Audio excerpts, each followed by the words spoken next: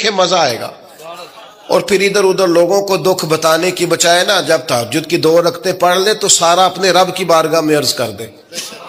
بوجھ بھی ہلکا ہوگا دل کا، راز بھی رکھا جائے گا اور کرم بھی ہو جائے گا. اور دوسری گزارش یہ ہے کہ سرکار دو عالم علیہ السلام نے نوجوانوں سے کہا تھا جوانوں یا نکاح کرو یا روزے رکھو. یہ بڑے آسان دن ہے روزے رکھنے کے لیے. تشریف رکھیں جی، آپ لوگ بیٹھ جائیں. اللہ آپ کو سلامت رکھے، اللہ تعالیٰ برکت دے. آپ بھی بیٹھ جائیں جی. اللہ تعالیٰ سب کو برکات عطا کرے. یہ حضور کے نام کی محفل ہے نا جی، اس کا ادب بہت زیادہ ہے. اس میں آپ اس طرح کھیلیں گے موبائلوں کے ساتھ تو یہ ویسے ہی ادب کے خلاف. اللہ سے 2-4 دوست بنا لیں، باقیوں کو دے دیں، کافی ہو گیا. لیکن یہ اس پہ مصروف نہ ہوں آپ. بھائیو، اللہ کریم نے ارشاد فرمایا کہ وَدَاعِيًا إِلَى اللَّهِ، ہم نے آپ کو داعیہ الی اللہ بنایا ہے، اللہ کی جانب دعوت دینے والا. نبی اکرم صلی اللہ تعالی علیہ وسلم نے جو عقائد اور نظریات ہمیں عطا کیے عقیدہ توحید و رسالت کی صورت میں، وہ عقائد اتنے جاندار اور اتنے مضبوط ہیں کہ وہ بندہ مومن کو طاقتور کر دیتے ہیں. آپ دیکھیے عرب کے لوگ مختلف قسم کی اوہام پرستیوں کا شکار تھے.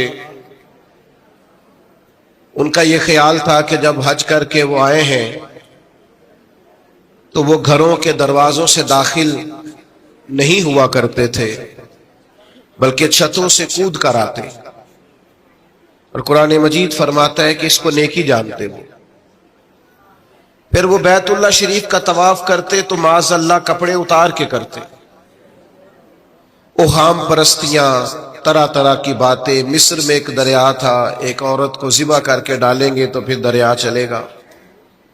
مختلف اوہام لوگوں نے پال لیے تھے. آج بھی مسلمانوں کے اندر ڈھیر ساری ایسی چیزیں آ گئی ہیں جو ضعف اعتقادی کا باعث بنتی ہیں. اس کی کو ذرا کم کر دیں بھائی. آپ دیکھیے لوگ علماء کے پاس نہیں جاتے، باباؤں کے پاس جاتے ہیں. تعویذ، دھاگا، کالا جادو، نیلا جادو. جس نوجوان کا کام کرنے کو دل نہیں کرتا اسے جادو ہو جاتا ہے. اور پھر یہ کہ کالی بلی رستہ کاٹ گئی تھی، اور پھر یہ کہ میں باہر نکلنے لگا تو کسی نے آواز دے دی تھی. عجیب قسم کی اوہام پرستیوں کا لوگ شکار ہیں. نبی پاک صلی اللہ تعالی علیہ وسلم داعیہ الی اللہ ہے. سرکار نے لوگوں کے نظریات کو پختہ کیا. حضور علیہ السلام کے فیوزات روحانیہ سے لوگوں کے دل طاقتور ہوتے تھے. مضبوط فکریں، مضبوط عقیدے سرکار کے وسیلے سے مسلمانوں کو نصیب ہوئے.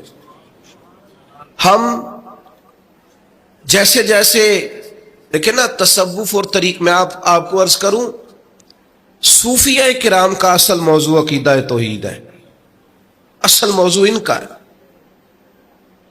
یہ وہ لوگ ہیں جو لوگوں کو صحیح معنوں میں توکل کا، صبر کا، شکر کا، قناعت کا، رجوع اللہ کا سبق دیتے ہیں. اصل موضوع ان کا ہے. لیکن اب چونکہ صوفیہ کی جماعت میں وہ لوگ اللہ ماشاءاللہ خال خال رہ گئے، اور پھر یہ کہ بیٹھ گئے تعویذ دھاگے دینے والے، زاغوں کے تصرف میں، عقابوں کے نشے من. نتیجہ اس کا بڑا خطرناک برآمد ہوتا ہے. مضبوط فکریں. کبھی آپ اس روایت کو دیکھیں اور یاد کر لیں نا تو یہ بڑا نفع دیتی ہے. نبی کریم علیہ السلام نے حضرت عبداللہ ابن عباس رضی اللہ تعالیٰ عنہ سے فرمایا، عبداللہ، ساری دنیا مل کے تیرا بھلا کرنا چاہے کر نہیں سکتی جب تک رب نہ چاہے. اور فرمایا سارے دنیا دار مل کے تیرا کچھ بگاڑنا چاہیں بگاڑ نہیں سکتے جب تک رب نہ، چھوڑ دیں بیٹا آپ، جب تک اللہ نہ چاہے. تو پھر رجوع تو اللہ کی جانب کرنا چاہیے. نبی اکرم صلی اللہ تعالی علیہ وسلم نے اپنی امت کو توانائی اس بات سے دی کہ اللہ ہمارے ساتھ ہے. آپ دیکھیے فکری تندرستی کتنی زیادہ ہے کہ 1000 کے مقابلے میں 313 لوگ ہیں. نہ اسلحہ پورا ہے، نہ گھوڑے پورے ہیں، نہ